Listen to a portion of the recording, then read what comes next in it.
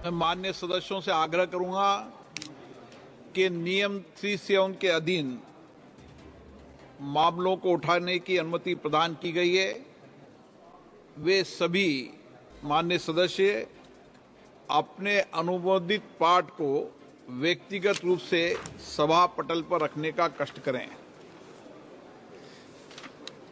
महामहिम राष्ट्रपति जी के अभिभाषण पर धन्यवाद प्रस्ताव पर चर्चा। माननीय अखिलेश यादव जी।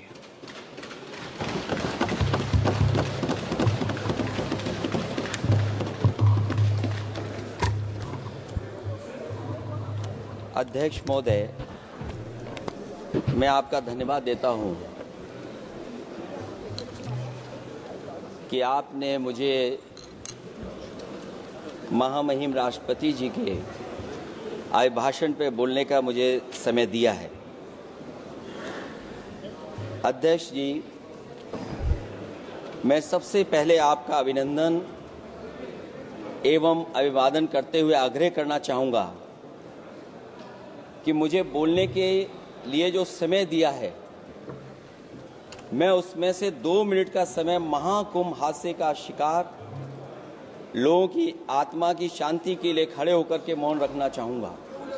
अगर किसी अन्य को भी सच्चे मन से मृतकों के प्रति सच्चा भाव है तो वो भी हमारे सांसदों के साथ खड़ा होकर के ये मौन श्रद्धांजलि अर्पित कर सकता है। माननीय सदस्य अध्यक्ष महोदय, अगली लाइन अध्यक्ष महोदय, ये विषय अध्यक्ष महोदय, आप सीनियर लीडर हैं। अध्यक्ष महोदय, ये अधिकार आपका है। कभी नहीं रही। ये मैंने विषय मेंशन करते हुए भरोसा है इस विषय पर मौन कर दिया था, इसलिए अध्यक्ष का अधिकार है। हाँ, मैं वही अध्यक्ष महोदय, ये जो बात मैं शुरू कर रहा हूं, जहां मैंने मौन 2 मिनट के लिए श्रद्धांजलि की बात की है, ये अधिकार मेरा नहीं है अध्यक्ष महोदय, ये अधिकार आपका है।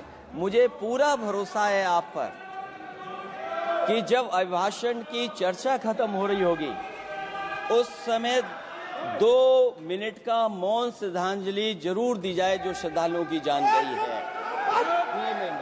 नहीं अध्यक्ष महोदय, नहीं अभी 1 मिनट आप लोग कुछ मत बोलो। नहीं कुछ नहीं। अध्यक्ष महोदय, अभी तो अध्यक्ष महोदय मैंने बात शुरू नहीं की है, और जिन लोगों को तकलीफ है और जिनको दुख होना चाहिए उनके बारे में मैं, हालांकि वो बाद में कहना चाहता था महाकुंभ के बारे में, लेकिन अध्यक्ष महोदय क्योंकि बहुत सारे माननीय सदस्य ये सुन नहीं सकते हैं, इसलिए मैं बात वहीं से शुरू करता हूं। आप देश के परम अभिभावक होने के नाते हमारा आपसे अनुरोध है कि जहां सरकार बजट के आंकड़े लगातार दे रही है, और जब मैंने अभिभाषण पढ़ा अध्यक्ष महोदय, बहुत सारे आंकड़े सरकार ने दिए हैं। आंकड़े देने से पहले महाकुंभ में मरने वालों के आंकड़े भी दे दें। महाकुंभ की व्यवस्था के बारे में स्पष्टीकरण देने के लिए मेरी मांग है अध्यक्ष महोदय, सर्वदलीय बैठक बुलाई जानी चाहिए। महाकुंभ आपदा प्रबंधन व खोया पाया केंद्र की जिम्मेदारी सेना को दी जाए। महाकुंभ हादसे के शिकार लोगों की मृत्यु, घायलों का इलाज, दवाइयों, डॉक्टर, भोजन पानी, परिवहन की उपलब्धता का आंकड़ा संसद में पेश किया जाए। महाकुंभ हादसे के लिए जिम्मेदार लोगों पर, महाकुंभ हादसे के लिए जिम्मेदार लोगों पर घोर दंडात्मक कार्रवाई हो। जिन्होंने सच छिपाया है उनको दंडित किया जाए। अध्यक्ष महोदय, हम डबल इंजन की सरकार से पूछते हैं, अगर अपराध बोध नहीं था तो आंकड़े दबाए, छिपाए और मिटाए क्यों गए हैं? सच छिपाना और मिटाना भी तो अपराध है। इसका दंड कौन भुगतेगा अध्यक्ष महोदय? जहां इंतजाम होना चाहिए था वहां प्रचार हो रहा था। एक धार्मिक समागम में डबल इंजन का राजनीतिक प्रचार अशोभनीय है, निंदनीय है। इतने बड़े हादसे के बाद कम से कम अब तो वो होर्डिंग उतरवा देना चाहिए। अध्यक्ष महोदय, महाकुंभ की जो तैयारी हुई, जो हम लोगों ने जाना वहां पर, महाकुंभ न केवल 144 साल के लिए ये कहा गया, बल्कि ये भी कहा गया कि पहली बार धरती पर इस तरह का डिजिटल और जो आधुनिक चीजें हैं, टेक्नोलॉजी, उसका इस्तेमाल कर करके महाकुंभ होने जा रहा है। सीसीटीवी, ड्रोन, लाइव स्ट्रीमिंग के आधार पर जिनका दावा था कि वो डिजिटल कुंभ करा रहे हैं, वो मृतकों की डिजिट नहीं दे पा रहे हैं। एक तरफ तो जो लोग डिजिटल डिजिटल डिजिटल अध्यक्ष महोदय कहने को थकते नहीं हैं, लेकिन जब कुंभ में इतना बड़ा हादसा हो गया है तो यही सरकार डिजिट नहीं दे पा रही है। हमारे अपने लोग मारे गए हैं, जिसमें परिवार का हर रिश्ता दिवंगत हुआ है। किसी की माता, किसी के पिता, किसी की बहू, किसी की बेटी, किसी का भाई बहन, चाचा चाची। बच्चों के आंकड़े तो अभी तक नदारद हैं। खोया पाया केंद्र ही लोगों को तो नहीं मिल रहा है। जो खोया पाया केंद्र था उसको भी लोग पा नहीं पा रहे, ढूंढ नहीं पा रहे। अध्यक्ष महोदय, कुंभ कोई पहली बार नहीं हो रहा है। कुंभ का आयोजन सदियों से होता आया है। हमारे पौराणिक और हमारे इतिहास के दस्तावेज ये बताते हैं कि समय समय पे जो भी सरकारें नहीं होंगी, जिसका भी राज रहा होगा अध्यक्ष महोदय, उसने महाकुंभ या इस तरह के कुंभ का आयोजन किया है। एक तरफ तो वो कि जो 144 साल बाद महाकुंभ होने जा रहा है, उसका इतना प्रचार किया। और मैंने तो कई टीवी इंटरव्यूज में, कई समाचार चैनलों पर ये बात सुनने में आई और सुनते रहे हम लोग कि सरकार ने 100 करोड़ लोगों के आने का इंतजाम किया है। और अगर 100 करोड़, अध्यक्ष महोदय, अगर ये बात गलत है तो मैं रिजाइन आपको देना चाहता हूं। अगर अध्यक्ष महोदय, ये माननीय सदस्य लोग अगर ये नहीं सुन पा रहे हैं तो मैं इनको एक एक को, आप नहीं गए स्नान करने, आप स्नान करने नहीं गए, इसीलिए इस तरह की भाषा का इस्तेमाल कर रहे हैं। अध्यक्ष महोदय, ये कहा गया कि 144 वर्ष के बाद ये हो रहा है। जहां तक मेरी समझ और जानकारी कहती है, जो एस्ट्रोनॉमी और एस्ट्रो चीजों को समझते होंगे वो ये स्वीकार करते होंगे जो भी कुंभ होता होगा वो 144 वर्ष के बाद ही होता होगा। लेकिन ये कहा गया कि नक्षत्र ऐसे हैं। तो मैं अध्यक्ष महोदय सरकार से कहना चाहता हूं कि सतयुग से लेकर के कलयुग तक ये सनातन परंपरा रही है कि संत, महात्मा, साधु समाज मुहूर्त के हिसाब से शाही स्नान करते हैं। उसमें नक्षत्रों के हिसाब से जो सहयोग बनता है वही शाही स्नान का मुहूर्त होता है। लेकिन भाजपा के राज में ये सनातन परंपरा टूट गई। पहले सरकार ने संत समाज को शाही स्नान रद्द करने का आदेश दिया, जिससे अनादिकाल की सनातन परंपरा टूटी। और फिर जब देश भर में ये बात उठी, तो उन्होंने हादसे को छिपाकर फिर से आदेश दिया कि अखाड़े शाही स्नान करने जाएं। इससे सरकार ने पावन मुहूर्त के स्थान पर अपने मनमाने समय पर स्नान कराने का आदेश दिया। बात उस दिन या तिथि की नहीं होती है, बल्कि निश्चित मुहूर्त काल की होती है। ये सनातन परंपरा तोड़कर इन लोगों ने अच्छा नहीं किया। और ये क्या परंपरा टूटी है कि नहीं टूटी है, मैं समझता हूं अध्यक्ष महोदय मुझसे बेहतर सामने वाले ज्यादा जानते होंगे इसके बारे में। और जो लोग, अध्यक्ष महोदय, जो हम लोगों ने देखा वहां पर लोग पुण्य कमाने आए थे और अपनों के शव लेकर के गए हैं। चमत्कारी करिश्मा तो ये हुआ है, श्रद्धालुओं के शव मिल गए थे, पर सरकार इस स्नान करने वाले मरने वालों की बात स्वीकार नहीं कर रही थी।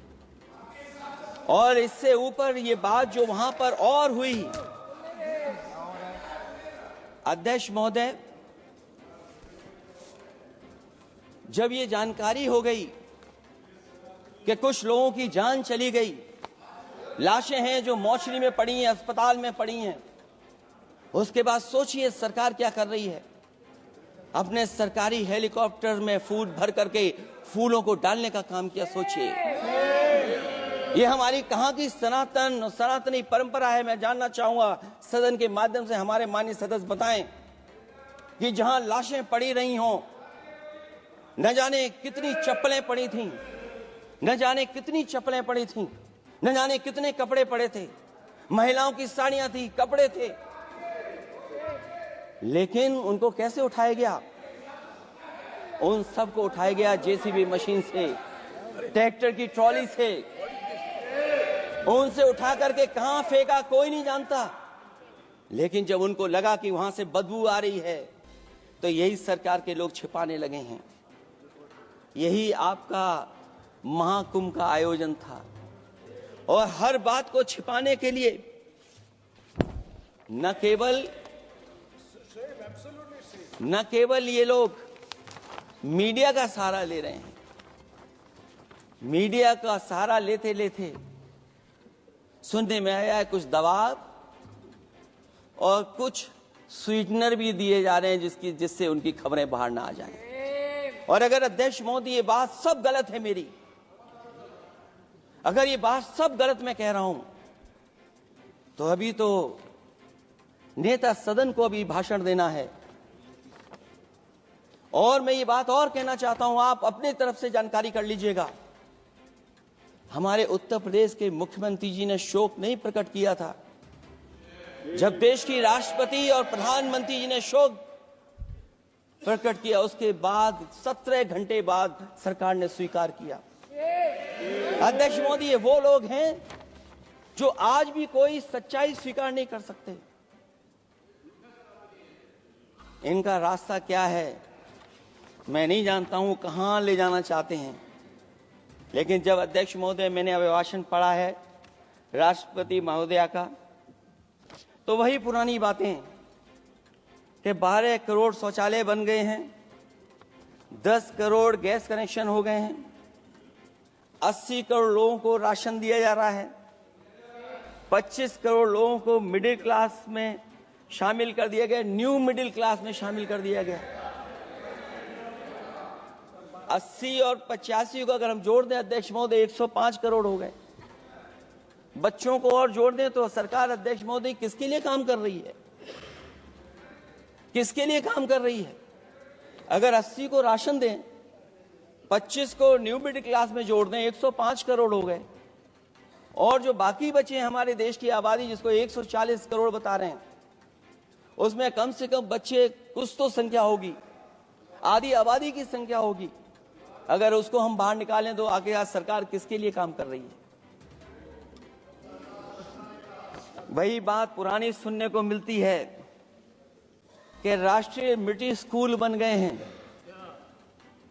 राष्ट्रीय मिलिट्री स्कूल जिनमें बालिकाओं की भर्ती शुरू हो गई है। अध्यक्ष महोदय, ये एक बता दें जो नया इन्होंने 10 साल के अंदर राष्ट्रीय मिलिट्री स्कूल खोला हो। और कंफ्यूज मत होना, राष्ट्रीय मिलिट्री स्कूल कौन से होते हैं, सैनिक स्कूल कौन से होते हैं, ये कंफ्यूज मत होना। 10 साल में सोचिए अध्यक्ष महोदय, एक भी नया राष्ट्रीय मिलिट्री स्कूल नहीं खोला है। अगर खोला हो तो सरकार जरूर बताए। जो लोग कहते हैं हम ईज ऑफ डूइंग रिसर्च कर रहे हैं, अध्यक्ष महोदय इनकी ईज ऑफ डूइंग रिसर्च हमने देखी है। इनकी ईज ऑफ डूइंग रिसर्च अपनी इमेज चमकाने के लिए और दूसरे की इमेज बर्बाद करने के लिए ईज ऑफ डूइंग रिसर्च चल रही है। ईज ऑफ डूइंग बिजनेस, मैं देखता हूं जहां कहीं भी इन्वेस्टमेंट मीट होती है, देश के सभी मंत्री वहां पहुंच जाते हैं, सरकार के मुखिया भी जाते हैं वहां। मुझे याद है उत्तर प्रदेश में सबसे बड़ा आयोजन हुआ था इन्वेस्टमेंट मीट का। न केवल इन्वेस्टमेंट मीट इन्वेस्टर्स को बुलाया गया था, बल्कि डिफेंस एक्सपो के भी कार्यक्रम कई हुए थे। और अध्यक्ष महोदय, भरोसा ये दिलाया गया था कि जो एमओयू हो रहे हैं 40 लाख करोड़ के, उसको जमीन पर उतार लिया जाएगा। मैं इन्हीं डबल इंजन की सरकार से जानना चाहता हूं कि जो 40 लाख करोड़ के एमओयू हुए, उसमें कितना जमीन पर यह सरकार उतार पाई। कहीं ऐसा तो नहीं है कि सरकार के डबल इंजन आपस में ही टकरा रहे हों। अब तो जो खबरें हम लोग पढ़ते हैं, न केवल इंजन टकरा रहे हैं अध्यक्ष महोदय, अब तो डब्बे भी टकराने लगे हैं। सुना है क्योंकि दिल्ली में चुनाव है, आप इंजीनियर की डब्बा हैं। ये हमारे पुराने माननीय सदस्य हैं, आप हम एक हैं, बस जगह अलग बदल गई। जिस विभाग के मंत्री हैं वो हमारा ही काम है, आप लोग अच्छा नहीं कर रहे हैं। अध्यक्ष महोदय, दिल्ली का चुनाव है तो मैंने राष्ट्रपति जी के अभिभाषण में सुना कि यहां पर मेट्रो की जो दूरी है वो दुगनी कर दी गई है, पटरी दुगनी कर दी गई है, एक्सपेंशन हो गया है इतना। अध्यक्ष महोदय, मैं स्वीकार करता हूं दिल्ली का चुनाव है, एक्सपेंशन की बात करेंगे, लेकिन कभी आपने क्यूटो का नाम सुना है? आपने वेनिस का नाम सुना है? मैं अध्यक्ष महोदय आपके माध्यम से, जिसको क्यूटो बनाने के लिए सपना देखा गया था, 10 साल पूरे हो गए हैं, अभी तक वहां पर मेट्रो की शुरुआत नहीं कर पाए हैं। और अध्यक्ष महोदय, मैं ये बात इसलिए कह रहा हूं, अध्यक्ष महोदय मैं इसलिए बात कह रहा हूं कि जिस समय समाजवादी सरकार थी, जितनी भी मेट्रो आज यूपी में चल रही हैं, सब की सब समाजवादियों की देन है, एक भी आपकी देन नहीं है। और इस समय पर मैं याद करना चाहता हूं, उस समय देश के प्रधानमंत्री मनमोहन सिंह जी को जब मैं पहली बार मुख्यमंत्री बनकर के उनसे मिलने गया था, मैं बहुत सारे उनके काम उत्तर प्रदेश के लेकर के गया था। आज वो हमारे बीच नहीं हैं, लेकिन कम से कम उन्हें इसी बात से याद कर रहे हैं, जो जो मैंने काम उस समय दिए थे, एक एक काम उस समय के प्रधानमंत्री जी ने मेरा पूरा कर करके, और उसका परिणाम ये हुआ है अध्यक्ष महोदय, और उसका परिणाम ये हुआ है कि आज उत्तर प्रदेश में जितनी भी मेट्रो चल रही हैं, चाहे वो लखनऊ की हो, कानपुर की हो, आगरा की हो, नोएडा की हो, ग्रेटर नोएडा को जोड़ रही हो, दिल्ली को जोड़ रही हो। और अध्यक्ष महोदय, जिस समय उद्घाटन हुआ था दिल्ली से नोएडा को जोड़ने वाली मेट्रो का, उस समय देश के प्रधानमंत्री एक विदेश के बहुत बड़े उनके साथ बैठ करके गए थे उद्घाटन करने। वो अगर किसी ने काम किया था पूरा, तो नोएडा अथॉरिटी और समाजवादी सरकार ने, उसमें आपकी देन कोई नहीं थी। ये बात मैं मेट्रो की इसलिए कर रहा हूं कि जो लोग दिल्ली में मेट्रो बना रहे हैं, वो बनारस में मेट्रो क्यों नहीं बना पा रहे हैं? और दिल्ली का विकास अपने आप हो जाएगा, बस ये जो भारतीय जनता पार्टी की दिल्ली वाली सरकार है वो हस्तक्षेप करना बंद कर दे। अध्यक्ष महोदय, रिवर लिंकिंग का कार्यक्रम कुछ दिन पहले प्रधानमंत्री जी ने किया। अध्यक्ष महोदय, मैं आपके माध्यम से, जहां किसानों के लिए एक नई चीज आ रही है, जिससे कि न केवल उनकी खेती बाड़ी बल्कि बहुत सा सुधार दिखाई देगा। खेती बाड़ी को भी पानी मिलेगा, पीने का भी पानी होगा। इंटरलिंकिंग पुरानी योजना है, और मुझे याद है जब पहली बार उसका एमओयू साइन हुआ था, उस समय दोनों प्रदेश के मुख्यमंत्री शामिल थे, लेकिन जब उद्घाटन हुआ है तो दोनों के प्रदेश के मुख्यमंत्री वहां से गायब थे। और वो कारण अगर जानना चाहोगे तो वो कारण भी बता दूंगा अगर आप कहोगे तो। जहां इंटरलिंकिंग हो रही रिवर की, ये अच्छी योजना है, 40,000 करोड़ रुपए आप खर्च करने जा रहे हैं। लाखों लाख जमीन उत्तर प्रदेश और मध्य प्रदेश की सिंचाई के लिए शामिल हो जाएगी, लोगों को पीने का पानी मिलेगा। लेकिन जिनकी जमीन जाएगी उन किसानों को, गरीबों को क्या सरकार मदद कर रही है? लैंड एक्विजिशन मैंने भी की एक समय पर, और मुझे याद है अध्यक्ष महोदय, जब मैंने लैंड एक्विजिशन किया था उसमें भारत का ये लैंड एक्विजिशन एक्ट नहीं आया था। मैंने किसानों से बातचीत की थी और किसानों से समझाया कि ये योजना से, परियोजना से क्या लाभ होने जा रहा है। वहां के किसान तैयार हो गए और उसका परिणाम ये था कि 21 महीने में देश का सबसे बेहतरीन एक्सप्रेसवे और जमीन एक्वायर कर करके हम लोगों ने बना करके दिखा दिया। और जब उद्घाटन हुआ था तो उसमें भारतीय वायुसेना के विमान सुखोई और मिराज को उतार करके हम लोगों ने उद्घाटन किया था उसका। ये बात मैं इसलिए बता रहा हूं, जिस हाईवे पर देश के प्रधानमंत्री उतरे थे और उद्घाटन के बाद प्रधानमंत्री जी के पीछे पीछे कोई चल करके आया था। वो हाईवे भी अगर किसी ने डिजाइन किया था तो समाजवादी सरकार का डिजाइन था, वो भारतीय जनता पार्टी का डिजाइन नहीं था। और अगर इनका डिजाइन होता तो उत्तर प्रदेश में कोई नया हाईवे ऐसा बना करके दिखाएं जिससे हवाई जहाज उतर जाए। नहीं तो मैं मानूंगा कि आप जो कह रहे हैं कि आधुनिक इंफ्रास्ट्रक्चर बनाना चाहते हैं, आपकी परिभाषा क्या है आधुनिक इंफ्रास्ट्रक्चर की?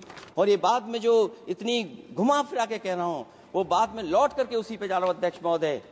अगर 40,000 करोड़ की योजना बनी है रिवर इंटरलिंकिंग की, तो जिन किसानों की, जिन गरीबों की जमीन जा रही है, उन किसानों को आप सही तरीके से मुआवजा, मदद उनकी क्यों नहीं कर रहे हो आप? अध्यक्ष महोदय, मैं इस अभिभाषण के माध्यम से जब सदन में जवाब आए तो उन किसानों की मदद होनी चाहिए। वो किसानों के पास कुछ नहीं है। उसके बाद आपका जो पैकेज है, आपका पैकेज पता नहीं क्यों कंजूस बनाता है कोई, आपका पैकेज कंजूस बनाता है कोई। कम से कम आपका दिल बड़ा होना चाहिए, और इतना बड़ा दिल हो कि किसान खुशहाली के रास्ते बजाए। आपने किसानों की आय दोगुनी नहीं की, आप आय दोगुनी नहीं कर पाए हैं। कम से कम उन्हें वो मदद करने का काम करें। इसमें अध्यक्ष महोदय, मैं राष्ट्रपति जी के अभिभाषण पर पढ़ रहा था कि सोलर को लेकर के और रूफटॉप सोलर एनर्जी को, स्कीम को लेकर के बहुत बड़ी योजना और कई हजार करोड़ रुपए सरकार खर्च कर रही है। मुझे याद है जब देश के राष्ट्रपति कलाम साहब थे, उन्होंने एक प्रेजेंटेशन किया था सरकार के सामने, और प्रेजेंटेशन के बाद मैंने उनसे निवेदन किया कि अगर ये योजना मैं कर दूं तो आप क्या उद्घाटन करने आएंगे? उन्होंने कहा कि अगर ये आप कार्य योजना लागू कर देंगे तो उद्घाटन करने भी मैं आऊंगा। अध्यक्ष महोदय, उस दिन आंधी तूफान था, टेंट बिल्कुल उड़ गया था। इतना शायद पानी और बिजली का चमकना इतना था कि मैंने खुद रिक्वेस्ट की थी उनसे कि आप मत आइए, फिर कभी हम लोग कार्यक्रम कर लेंगे। लेकिन वो कार्यक्रम में आए, उन्होंने उद्घाटन किया। और अध्यक्ष महोदय, जो लोग कह रहे हैं 40,000 करोड़ की रूफटॉप स्कीम लाए सोलर की, जो मिनी ग्रिड बना करके पूरे के पूरे गांव को हम लोगों ने फ्री बिजली दी थी। फ्री बिजली उनको मिलती थी 24 घंटे, उनकी चक्की चलती थी, उनका सिंचाई का पानी का इंतजाम होता था। जब तक समाजवादी सरकार रही तब तक वो योजना चलती रही, और जैसे ही समाजवादी सरकार गई, इन्हीं के लोगों ने उसका मेंटेनेंस रोक दिया। न केवल उस गांव का जिसका राष्ट्रपति रहे उन्होंने उद्घाटन किया, बल्कि और जितनी भी सोलर की स्कीम चल रही थी, लोहिया आवास में जहां सोलर स्कीम के माध्यम से हम लोग गरीब को सोलर पैनल के माध्यम से उनको बिजली दे रहे थे, फ्री बिजली, उन सब योजनाओं को इन्होंने बंद करने का काम किया है। सोचिए, ये वो लोग हैं जो इंफ्रास्ट्रक्चर बनाना चाहते हैं। अध्यक्ष महोदय, चीन के सवाल को लेकर के कांग्रेस पार्टी के भी कुछ विचार हैं, हमारे भारतीय जनता पार्टी के लोगों के भी विचार हैं। सच्चाई ये सदन और ये देश भी जानता है। एक समय पर हम लोगों ने बहुत लाखों लाख किलोमीटर की जमीन, लाखों लाख एकड़ की जमीन हम लोगों ने खोई, और अब उसी रास्ते पर भारतीय जनता पार्टी चल रही है। अध्यक्ष महोदय, सवाल यह है, जमीन खोने के साथ साथ भारतीय जनता पार्टी स्वीकार नहीं कर रही है कि जमीन चीन ने कब्जा की है। और ये बात अगर हम लोग कह रहे हैं तो जो अखबारों में खबरें निकलती हैं, टीवी पे कभी कभी खबरें आती हैं, अध्यक्ष महोदय सरकार को कहिए कि ऐसे चैनल, ऐसे अखबारों पे FIR लिखा करके उन्हें जेल भेज दो, क्योंकि कुंभ की जो खबर चलाना चाहते थे, कुंभ की जो खबर देना चाहते थे, उन कुछ साथियों पे आपने FIR लिखा दी है।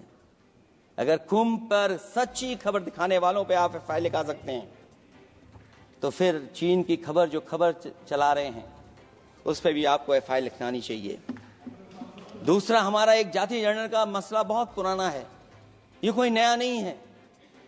आरक्षण के सवाल पर इस देश में दक्षिण भारत से लेकर के उत्तर भारत में और देश में जगह जगह पर बहुत सारे नेता ऐसे रहे जो आज हमारे बीच नहीं हैं, जिनकी वजह से हम आज उस आंदोलन को आगे ले जा रहे हैं।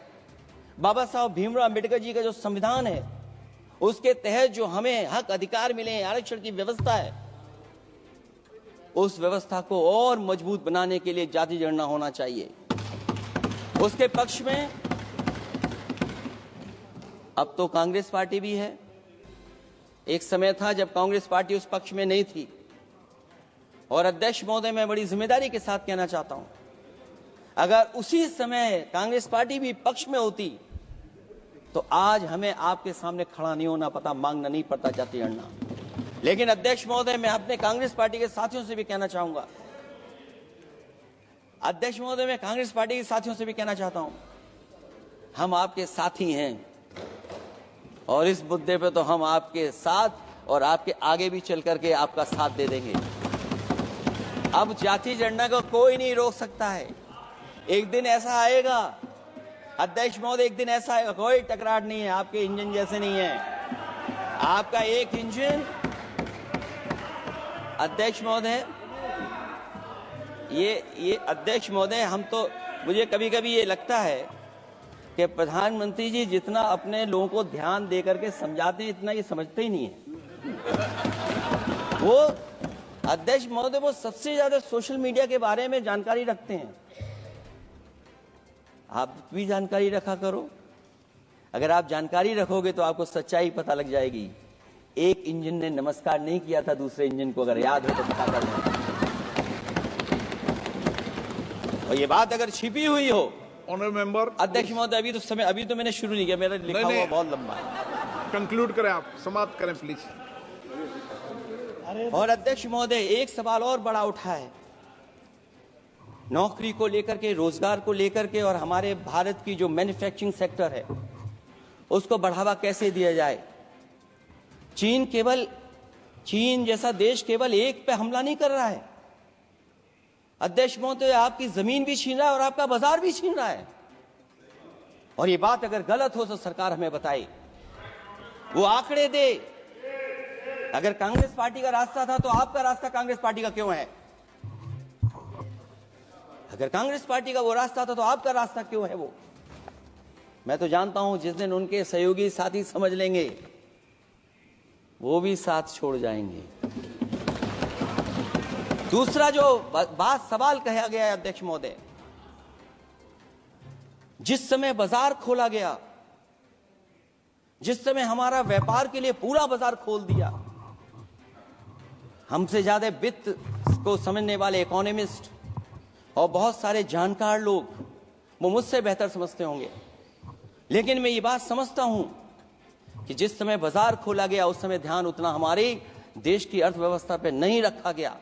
अगर उसी समय पर मैन्युफैक्चरिंग सेक्टर को जिस जिम्मेदारी से रखना चाहिए था नहीं रखा गया, अगर उस समय रखा गया होता तो शायद अध्यक्ष महोदय हम लोग चीन से आगे निकल गए होते। आज चीन आगे है, हम लोग पीछे हैं। क्या आप इनको ज्ञान दे रहे हो क्या? अध्यक्ष महोदय, अपना रास्ता तो वही है, साइकिल वाला। इसलिए अध्यक्ष महोदय, अगर मेरा समय है अभी, क्योंकि मैं बहुत कुछ लेकर के आऊं, और जहां तक इंफ्रास्ट्रक्चर की बात है, आप कहते हैं कि देश का आधुनिक इंफ्रास्ट्रक्चर बनेगा, न केवल उसके नागरिकों को एक बेहतर जीवन देश की नई पहचान देता है, बल्कि देश को एक नया आत्मविश्वास भी देता है। अरे अगर ये बात सच है तो अध्यक्ष महोदय मैं वो बात कहना चाहता हूं कि 2022 के चुनाव से पहले एक बुंदेलखंड एक्सप्रेस वे बनाया गया था और जिसकी तैयारी को लेकर के देश के प्रधानमंत्री जी गए थे। कितनी सजावट हुई थी, कितनी तैयारी हुई थी। जो हमारे बुंदेलखंड के साथी माननीय सदस्य चलते होंगे बुंदेलखंड के एक्सप्रेस वे पर, वो जानते होंगे। प्रधानमंत्री जी उद्घाटन करके गए, पानी बरस गया, बुंदेलखंड बह गया, एक्सप्रेस वे बह गया।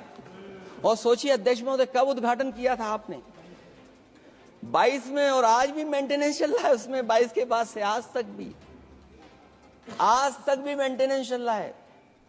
और कहीं अगर आपने जो गाड़ियां बाजार में ला दी हैं, जो बाजार में आजकल अध्यक्ष महोदय जो गाड़ियां आ गई हैं, अगर वो कहीं अपनी रफ्तार से चलेंगी तो या तो पेट दर्द होगा या कमर का दर्द होगा, दोनों में से एक के लिए तो इलाज जाना ही पड़ेगा। और वो कितने हजार करोड़ का बना? 14,000 करोड़ का। इसी तरह गोरखपुर लिंक एक्सप्रेसवे यूपी में 91 किलोमीटर। जो हमारे रोड की जानकारी रखते होंगे, NHAI की जानकारी रखते होंगे, वो जानते होंगे कि गोरखपुर लिंक जो 2022 में शुरू हो जाना चाहिए था, वो अभी तक शुरू नहीं हो पाया। वो 91 किलोमीटर का 7,283 करोड़ का बन रहा है। जो पूर्वांचल एक्सप्रेस वे, कभी समाजवादी सरकार ने उसको डिजाइन किया, उसको सब कुछ आगे बढ़ाया, वो 340 किलोमीटर का 22,000 करोड़ के लगभग का बना है। लेकिन जहां तक मैं बना करके छोड़ गया वहां से आगे नहीं बढ़ा। और अगर वो बढ़ गया होता तो बिहार और बंगाल के लोगों के लिए बहुत रास्ता आसान हो जाता। इसी तरह एक गंगा एक्सप्रेस वे बन रहा है, जिसके बारे में सरकार ने ये कहा कि हम कुंभ से पहले शुरू कर देंगे, कुंभ से पहले गंगा एक्सप्रेस वे शुरू हो जाएगा।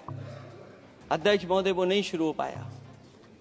मुझे लगता है जिस रफ्तार से वो काम हो रहा है, अगला जब अर्ध कुंभ आएगा तब तक ही बन पाएगा वो। ये बातें मैं इसलिए बोल रहा हूं अध्यक्ष महोदय, क्योंकि यूपी को बिहार को दे दिया, हमें कोई तकलीफ नहीं है। बिहार भी तरक्की करे, हम भी साथ देंगे बिहार का, कोई तकलीफ नहीं है। लेकिन यूपी में अगर कोई भी एक भारत सरकार के NHAI का एक्सप्रेस वे आया हो तो बता दें। एक भी कोई एक्सप्रेस वे दिया हो तब, जब देश के प्रधानमंत्री को 2 बार और नहीं तीसरी बार भी मौका दिया उत्तर प्रदेश ने। मैं अध्यक्ष महोदय आपका इशारा समझ रहा हूं, बाकी अध्यक्ष महोदय भाषण में अब बजट पे पढ़ दूंगा। मेरा बाकी भाषण बजट में होगा। मैं अपना भाषण खत्म करते हुए केवल इतना कहना चाहता हूं, मैं जो मेरे सुझाव आए हैं उन सुझावों को शामिल करे सरकार, और केवल प्रचार में न रहे सरकार। अध्यक्ष महोदय, मैं अपनी बात खत्म करने से पहले जो राष्ट्रपति जी ने कहा है, मैं भी सहमत हूं उससे। मैं उनकी सब लाइनें पढ़ना चाहता हूं। जो राष्ट्रपति महोदया जी ने कहा है, मैं उससे सहमत हूं। हमारा हिंदुस्तान 140 करोड़ आबादी वाला देश है। हमारे यहाँ भिन्न भिन्न राज्य, भिन्न भिन्न क्षेत्र, भिन्न भिन्न भाषाएं हैं, परंतु एक राष्ट्र के रूप में हमारी एक ही पहचान है, हिंदुस्तान। और हमारा एक ही संकल्प है, एक ही लक्ष्य है, विकसित हिंदुस्तान। आने वाले वर्षों में देश को विकसित राष्ट्र बनाने के लिए हम सभी दृढ़ संकल्पित हैं। इस संकल्प में देश के शहीदों की प्रेरणाएं हैं, पूज्य बापू के मानवीय आदर्श हैं, और सरदार पटेल जैसी मां भारती की संतान द्वारा हमें दिलाई गई एकता की शपथ है। हमें इन प्रेरणाओं को आगे रखते हुए एकता के इस समर्थ विकसित हिंदुस्तान के संकल्प को पूर्ण करना है। आइए हम एक बार फिर एकता के संकल्प को दोहराएं और हिंदुस्तान के सपनों को पूरा करने के लिए कटिबद्ध हों। जब हम साथ मिलकर बढ़ेंगे तो हमारी भावी पीढ़ियां 2047 में अवश्य विकसित, सशक्त, समर्थ, समृद्ध, सोशलिस्ट, सेकुलर, डेमोक्रेटिक हिंदुस्तान देखेगी। मैं इतनी ही बात कहते हुआ, क्योंकि 10 बजट आपने पेश किए हैं, वो आप समझ गए होंगे, आप समझ गए बात को जो मैं कह रहा हूं। अध्यक्ष महोदय, जो बात मैं कह रहा हूं वो बात वहां तक पहुंच गई है, उनके चेहरे बता रहे हैं कि बात वो पहुंच गई है। और मैं अपने अंत में बस यही कहूंगा, क्योंकि 10 बजट के बाद ये अभिभाषण सुन रहे हैं हम लोग, 11वां बजट आ गया है। बजट हो ऐसा जिसमें सबके लिए उम्मीदें हों, समृद्धि की दिवाली और खुशियों की ईद हो। बहुत बहुत धन्यवाद अध्यक्ष महोदय, मैं आपका धन्यवाद देता हूं और सभी माननीय सदस्यों का जिन्होंने सुनने का काम किया। बहुत धन्यवाद। ABL 24 न्यूज, सच दिखेगा। ABL 24 न्यूज को सब्सक्राइब करें, ताजा खबरों के लिए बेल आइकन को दबाएं।